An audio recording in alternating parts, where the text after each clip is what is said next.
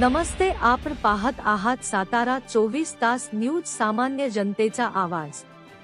प्रभाग क्रमांक 7 मधील रंगारी महादेव मंदिर येथे प्रचार दरम्यान भाजप पक्षाचे नगराध्यक्ष पदाचे उमेदवार श्री शमशेरसिंह हिंदूराव नाईक निंबाळकर व नगरसेवक पदाचे उमेदवार अशोकराव जाधव व स्वाती राजेंद्र भोसले यांच्या प्रचारार्थ दरम्यान माजी खासदार रणजितसिंह नाईक निंबाळकर व शमशेरसिंह नाईक निंबाळकर यांचे धडाडीचे कार्यकर्ते अमोल निंबाळकर व रियाज इनामदार यांनी 27 नगरसेवक प्लस 1 नगराध्यक्ष निवडून आणणारच असा ठाम केला विश्वास। नमस्कार साहेब। नमस्ते। आज प्रभाग क्रमांक 7 या ठिकाणी आपण प्रचारासाठी सगळे कार्यकर्ते घेऊन येत आहे। कुठल्या मुद्द्यावरती प्रचार करताय तुम्ही इकडे? आता आम्ही प्रचार करत असताना सर्वप्रथम विकासाच्या मुद्द्यावर प्रचार करतोय आणि हे करत असताना आमचा जो वारसा आहे, लोकनेते कैलासवासी लोकनेते हिंदूरावजी नाईक निंबाळकर त्यांच्या वारशाला अनुसरून त्याच्याबरोबर आमचे माजी खासदार रणजितसिंह नाईक निंबाळकर यांच्या विचारातून आम्ही आता पुढची आमची वाटचाल करत आहोत। या ठिकाणी पाठीमागं प्रचार खूप जोरात चाललाय आणि आपण कार्यकर्ते जे आहेत रस्ता न अडवता येणाऱ्या जाणाऱ्या वाहनाला रस्ता देत सुद्धा सरकारची शिकवण आहे, वाट अडवायची नाही, वाट मोकळे करून विकास करायचा, हे विषय।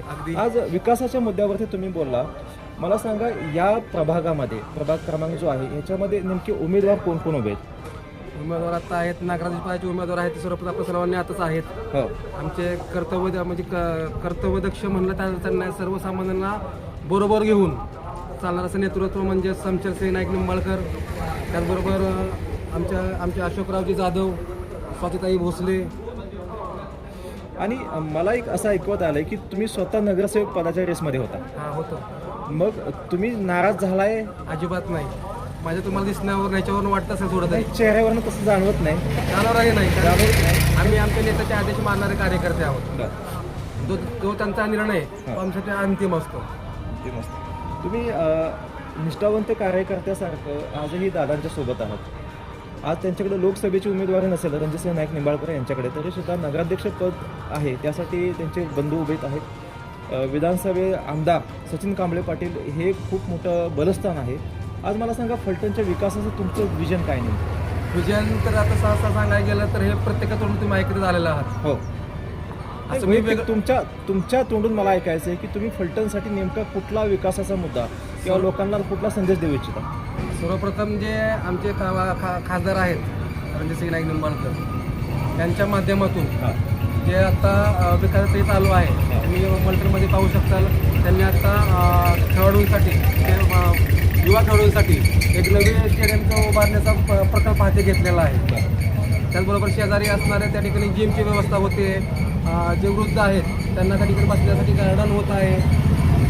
एकंदरीत विकासाच्या मुद्द्यावरती फलटणचं राजकारण हे रेंगाळलेलं आहे, परंतु विरोधक जाणीवपूर्वक नकारात्मक प्रचार करतायत। अशा पद्धतीचं एक आम्ही अगोदर घेतलेल्या बाईटमधल्या लोकांनी सांगितलं की माजी खासदार लोकसभेचे जे रणजितसिंह नाईक निंबाळकर आहेत यांच्या माध्यमातून खूप मोठा विकासाचं जे इकडे पर्व चालू झालेलं आहे त्याची दहशत ही विरोधकावरती आहे आणि विरोधक त्याचा नकारात्मक अर्थ जनतेपर्यंत पोहोचवत आहेत। मला सांगा, विरोधकांचं ही अवस्था होण्यापाठीमागे नेमकं काय कारण? तुम्ही आता जो मुद्दा मांडला तो योग्य मांडला, दहशत। माननीय खासदार रणजितसिंह नाईक निंबाळकरांची दहशत नक्कीच आहे, पण ही दहशत विकासाची आहे। ती दहशत विकासाची आहे। तेच विरोधकांना ते काय होतंय हे झालं, त्यांची पायाखालची वाळू सरकली। नाईकबुमवाडी या ठिकाणी एक MIDC प्रस्तावित आहे, ती किती कालावधीमध्ये आपल्याला फलटणमध्ये येईल? लवकरात लवकर। अजून काय सांगाल की ह्या ठिकाणी चक्रपाणी स्वामींचं जे मंदिर आहे, मोहनभाऊ पंताची ही दक्षिण काशी आहे, इकडे कुंड अतिशय चांगल्या पद्धतीने स्वच्छतेचा विषय तुम्हाला बोलतो मी। या ठिकाणी आपली घोड्याची यात्रा भरती, मोहनभाऊ पंताची घोड्याची यात्रा भरती। ज्या ठिकाणी आपले कुंड आहे ते कुंड आता अवस्था काय आहे, जे विरोधक जे बोलतात ना की आम्ही हे केलं ते केलं, त्यांनी काय केलं? आदरणीय खासदार साहेबांनी आणि आमदार साहेबांनी त्या कुंडासाठी आता 40 लाख रुपयाचा निधी उपलब्ध करून दिलेला आहे। ते कुंड एकदम पूर्णपणे स्वच्छ आणि निर्मळ होण्यासाठी अशा पद्धतीने होणार आहे. त्याचं स्नान करण्यासाठी तिथं सगळी व्यवस्था होणार यात्रेला. तुमचं नाव काय साहेब? माझं नाव रियाज गणेबाई इनामदार. हां. मी फलटण तालुका भारतीय जनता पार्टी अल्पसंख्याक विभागचा तालुका अध्यक्ष आहे हां. आणि रेल्वे बोर्डावर सल्लागार आहे. रेल्वे बोर्डावर सल्लागार आहे. तुम्ही तुमच्या बाबतीत असं होतं की तुम्ही नगरसेवक पदाचे उमेदवार होता. आज दादांसोबत नाराजी आहे तुमची? ती देवत आहे आमचं, त्यांच्या आदेशाचं पालन करणं आमचं कर्तव्य आहे. अल्पसंख्याक विभागामध्ये आपण काम करत असताना रेल्वेसाठी काम जे रेल्वे फलटणला येणार नव्हती ते खासदार साहेबांच्या माध्यमातून आलेले खूप मोठा निधी त्यासाठी आलेला आहे आणि एवढा मोठा विकास झाला आहे. फलटणच्या ह्या नगरपालिकाच्या निवडणुकीच्या वेळेला तुम्ही या मुद्द्यावरती प्रचारामध्ये लोकांना काय सांगताय? काय नाही, माननीय खासदार रणजित नाईक निंबाळकर, शमशेर नाईक निंबाळकर व आमदार सचिन पाटील साहेब, आता आमच्याकडे सत्ता येऊन आहे नगरपालिकेची. आता आमदारकी सत्ता मला वाटतं एक वर्ष झालं. हां.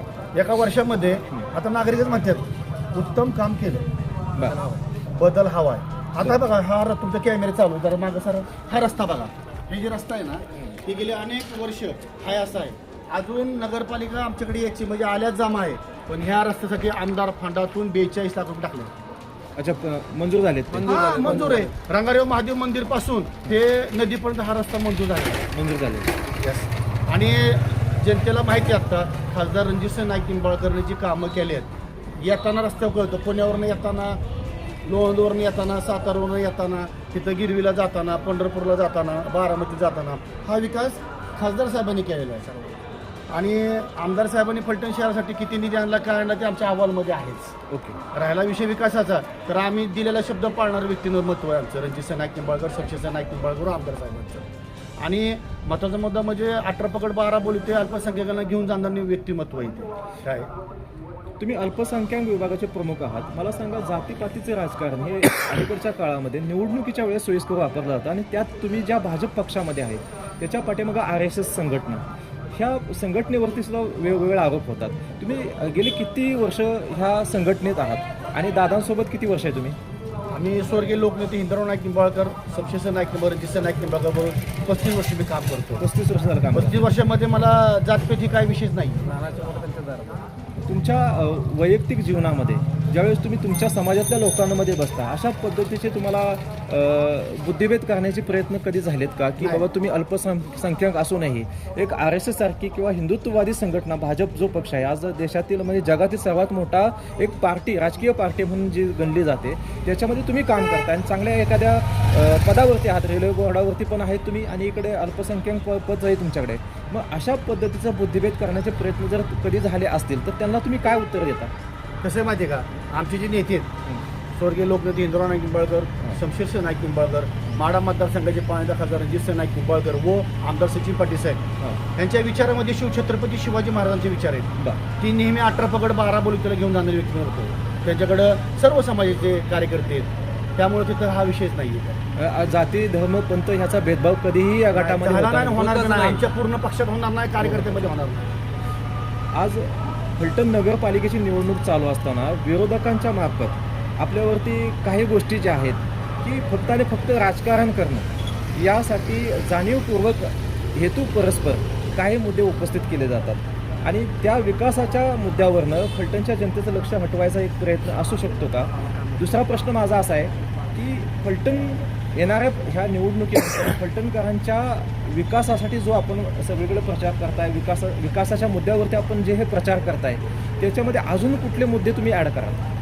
आता बघा, ही इलेक्शन आहे, इलेक्शनमध्ये कोण काय बोलतं त्याच्याकडे आमचं लक्ष नाही, देणार नाही. फक्त आम्हाला खासदार साहेबांनी, आमदार साहेबांनी आणि आमचे फलटण नगर परिषदेचे भावी नगराध्यक्ष म्हणजे नगराध्यक्ष थोडक्यात शमशेर नाईक निंबाळकर यांच्या नेतृत्वाखाली आता आम्ही विकासाच्या हातात उभा घेतल्यात. फक्त विकास करायचा आम्हाला. तुम्ही आता हनुमाननगर संत बाबता संबंधित चला, तिथं बघा आज तुम्ही पाऊल गिनीज रस्ता, नळ, लाईट, गटार, ड्रेनेज सगळं ओके झाले.